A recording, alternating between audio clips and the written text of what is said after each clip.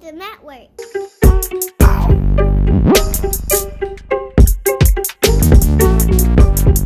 On the Breakfast Club, actually, and he was talking about how at Motown, like, it wasn't none of that inspiration stuff. It's like, nah, we were professional writers. This is a craft, right? So that means our writers come in and they write every day, regardless of how you feel.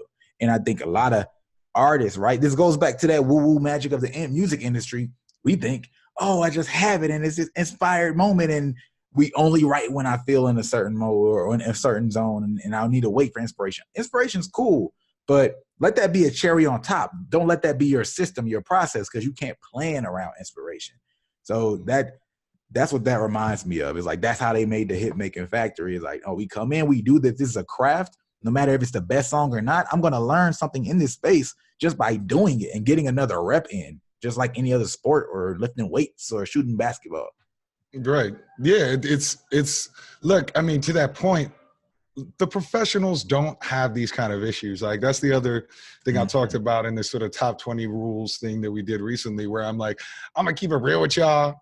And I held my tongue for 5 years on how to rap on this. But I'm like, look, a lot of this writer's block stuff that y'all complain about, a lot of this, oh, I'm struggling. I'm like, no serious person in the music, like no professional full-time musician ever has that issue. That's just not a big thing.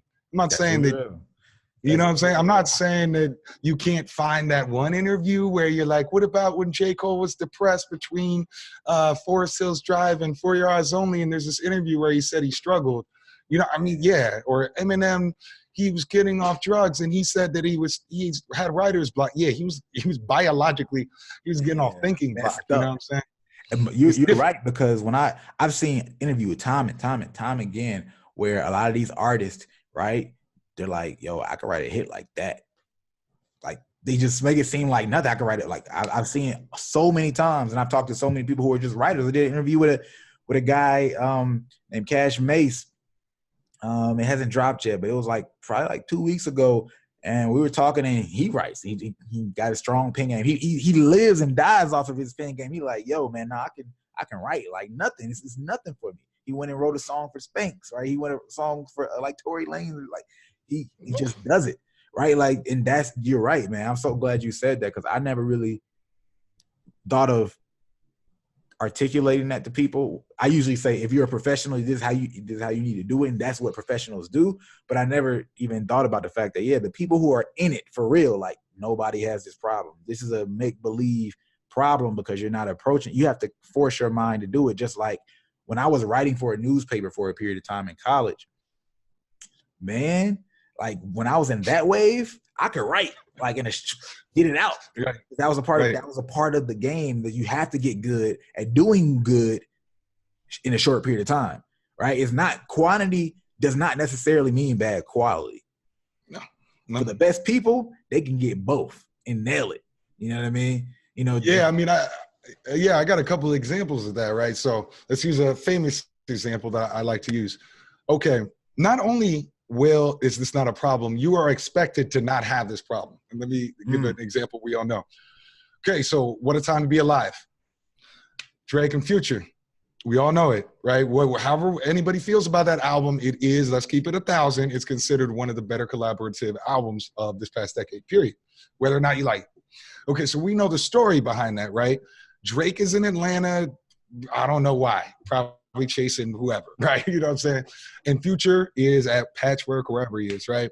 He's making some songs, doing what Future does. Future's another one that just writes it like it's nothing, right? And Drake goes into the studio just on his Atlanta vacation, and he's like, let me see what he's up to. He sees Future make 4 or 5 bangers in a row.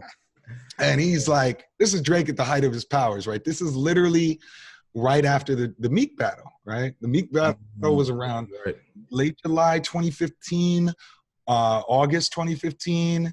That album we're talking about was released in September 2015. So this is in the middle of Drake in his biggest year, same year that Reading It's Too Late came out, all that. So he has no incentive to sit down with Future.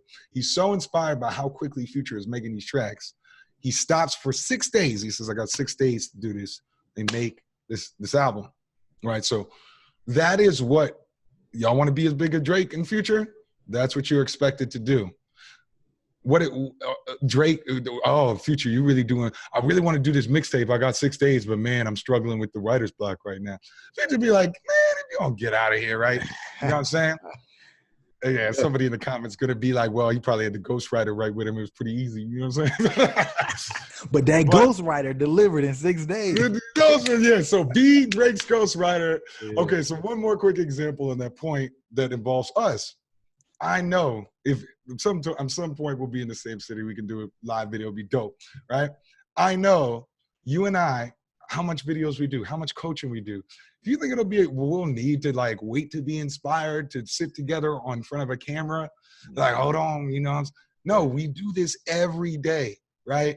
I've worked with people, other internet people, and I'll sit down with them and I'm like, all right, let's do the video. And they're nervous as hell. I'm like, dude, I know you make millions of dollars online. How are you nervous to do this interview? And they're like, oh, I just don't do it that way.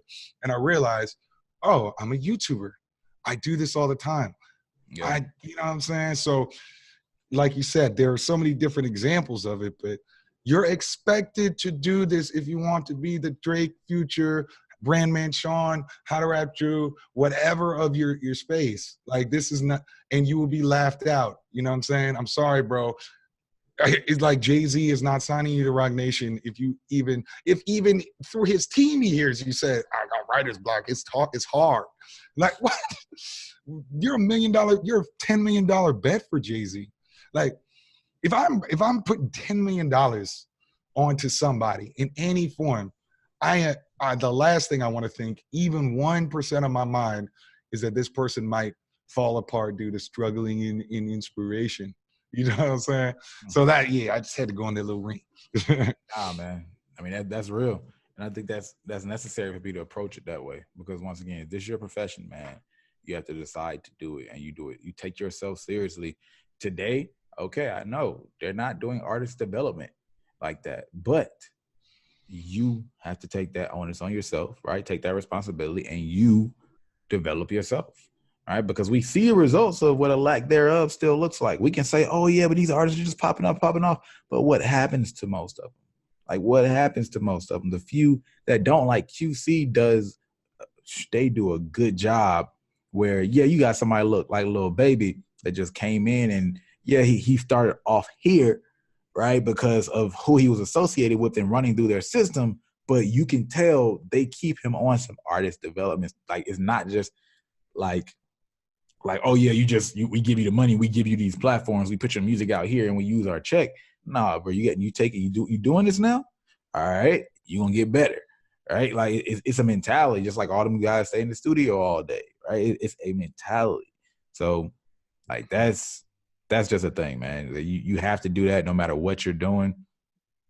And if you're not doing it, that's when you're going to have those blocks. When I have to do way too much stuff on other ends of life or business, then I might come back to YouTube for a second and be like, it's not coming just yet. Well, like for a hot second. But like that was more of an earlier on thing. Now I'm at a point where it's like, yeah, I got a billion ideas. I'm just being picky on which one I think is going to blow, even though I know that, you know, that might not be which one I think anyway. Like it's just gonna be a random video, you know. So yeah, on that point, because we did cover this in the last one where it's the network.